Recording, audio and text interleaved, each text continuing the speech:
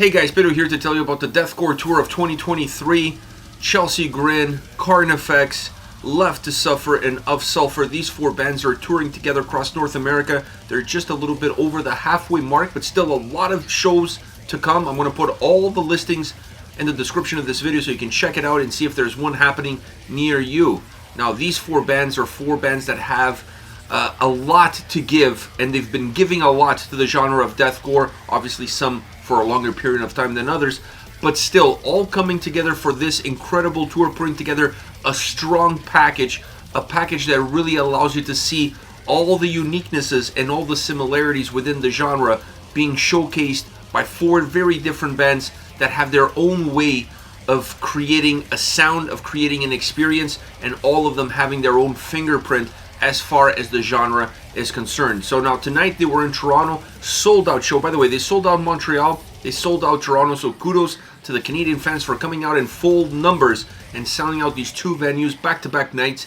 It's really nice to hear that, it's really nice to see that, and the Opera House tonight was packed. I don't think you could fart in there. If you farted in there, probably somebody would have been spitted out of one of the windows. That's how packed the place was.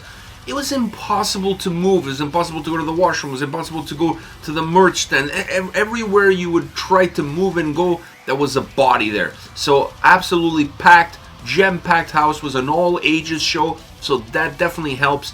And when I see an all-ages show and I see the bill with these four bands, I know where I need to be, and that is in the balcony. Well, for the most part, I was in the balcony, but I was also a little bit further back because I'm not built to be in that pit, because these bands, these kids, what can I say? It's a recipe for disaster for a man of my age and with my frail limbs. So the night started off with Left to Suffer, a band that's playing for the first time in Toronto.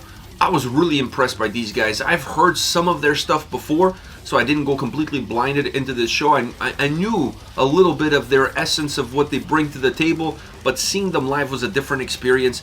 Super energetic set, great songs, short set, but a set that just because it was short, it didn't mean that it didn't pack a punch, because it did, and I felt like it really got the crowd going. Everybody was hyped for this show, but it's still difficult to be the first band right off the gate. It's difficult to connect with the audience, and it's difficult to see where you are and where people view you, or how people view you. But the crowd was definitely interested in what they had to offer, and everything came together perfectly for a very concise but a very powerful set to open up the night. I was definitely super impressed with Left to Suffer, specifically the vocals, outstanding vocals from back to end, the delivery, the nuances, the way he interacts as a vocalist, the way he interacts with the crowd, really bringing people to the forefront and really bringing people on board as far as their sound and who they are as a band. Definitely gaining a lot of new fans today for those that went there not knowing who they were. Next came Of Sulfur, one of my favorite bands, one of the upcoming bands of the scene, and when it comes to deathcore, releasing their debut album this year. I feel like this band, just from seeing them previously, I saw them last year with Lorna Shore on that tour, and seeing them, 4 months later, 5 months later on this one, they sounded like a different band. More mature on stage, a lot more aware of what they need to do from a stage presence point of view, with a much better set, more well-rounded set, obviously including a lot more songs from the new record versus the songs that they went with on the previous set. So all around, this was a performance that really jumps by leaps and bounds compared to the previous one, which just shows you that it's not just about going into the studio and creating a solid record, which they did.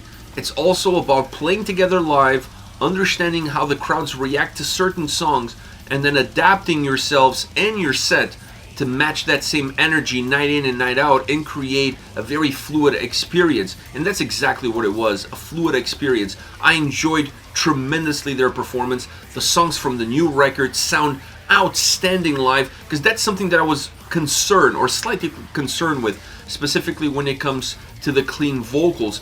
And you never really know how those gonna hit during a live performance. Sometimes it's hit and miss, and you see a little bit of a drop, not just in quality, but in terms of the emotion and the energy that they're trying to portray within the song, especially when it comes to deathcore.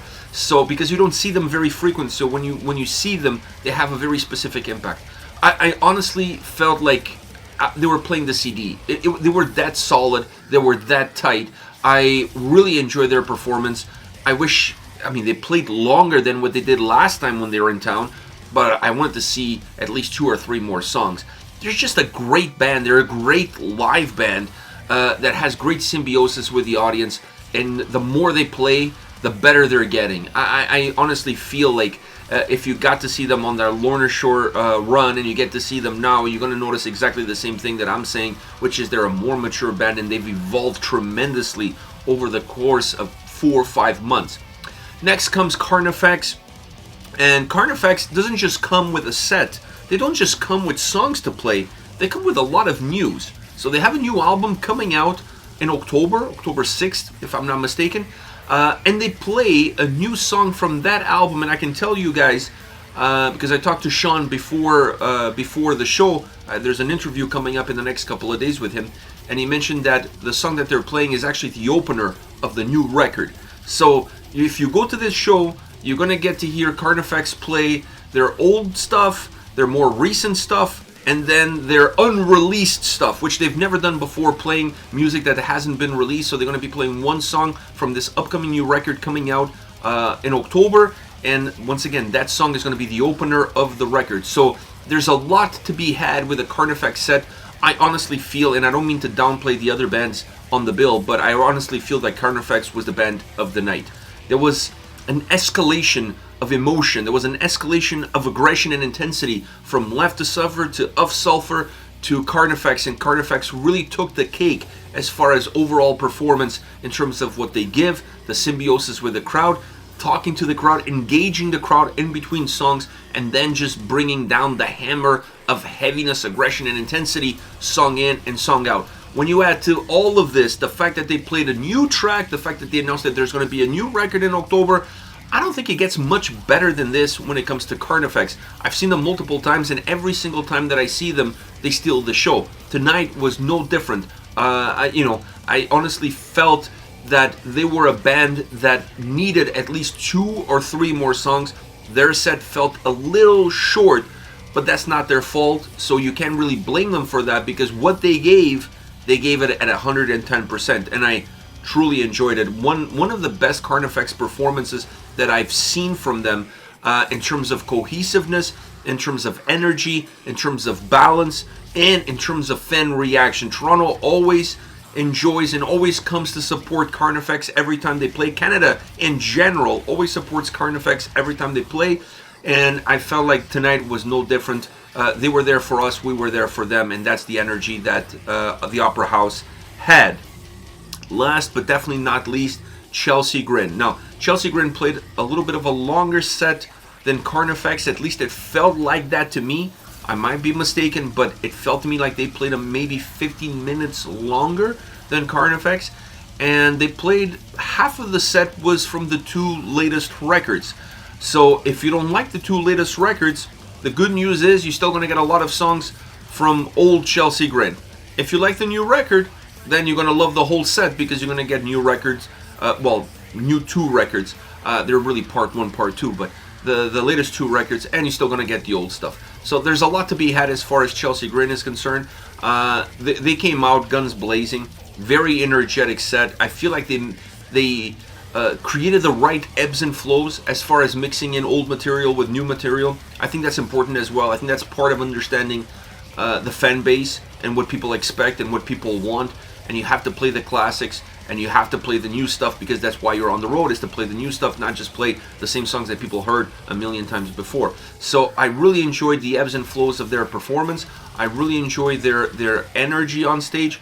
I felt like the conversations that they were having with the crowd in between songs was a nice way to break the flow of the show, which was needed, because when you're playing about an hour of your material, sometimes it could become a little bit redundant, or at least feel a little bit redundant.